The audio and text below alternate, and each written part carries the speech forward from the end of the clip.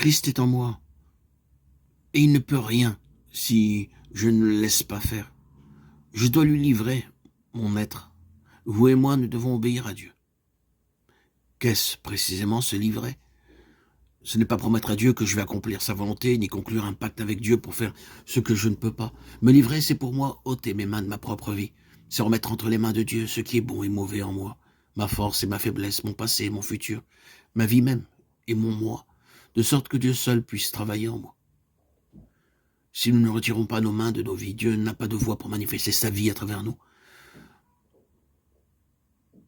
Supposez que vous donnez un livre à quelqu'un et que votre main ne lâche pas le livre. Votre ami pourra-t-il le recevoir? Lorsque nous venons à Dieu, nous devons lui dire « Je t'abandonne tout ce qui est bon et mauvais en moi, mes sympathies, mes antipathies, ma bonne volonté, ma mauvaise volonté, ce que je fais, ce que je ne fais pas. » Sommes-nous décidés à le faire? Autrement, il n'y a rien que Dieu puisse faire pour nous.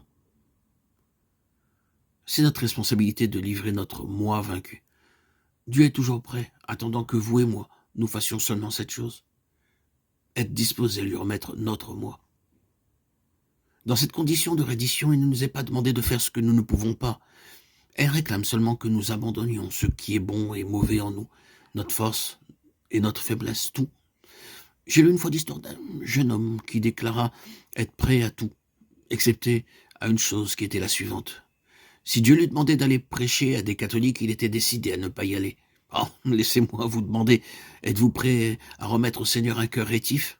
Ce livret comporte deux aspects, s'offrir pour être utilisé par Dieu et s'offrir pour permettre à Dieu de faire son œuvre en vous. Cependant, combien il y en a qui pensent à se livrer dans les termes de s'offrir seulement pour être utilisé par Dieu et négligent cet autre aspect qui est de s'offrir, se permettre à Dieu de faire son œuvre en nous. En réalité, Dieu ne vous demande de faire qu'une chose, qui est de vous donner à lui. Sur cette base de l'offrande, lui permettre de faire son œuvre en vous. Et ce don constitue la mort du moi. C'est être délivré de votre propre chair. Vous devez vous livrer vous-même. Êtes-vous disposé à le faire? C'est bien si vous le faites. Qu'il vous est difficile d'ôter vos mains de la personne ou de la chose que vous aimez. Je dis que c'est très difficile, car vous présentez que vous aurez à payer un prix très élevé. Et c'est pourquoi vous êtes peu disposé à lâcher prise. Par exemple, vous savez que vous échouez souvent dans la question de l'amitié. Et vous êtes très dur de dire à Dieu que mes amis soient bons ou mauvais. Je te les donne tous. Je demande de m'en délivrer. Ou bien, prenons un autre exemple, vous priez en faveur de quelqu'un pour qui vous n'avez pas un profond intérêt.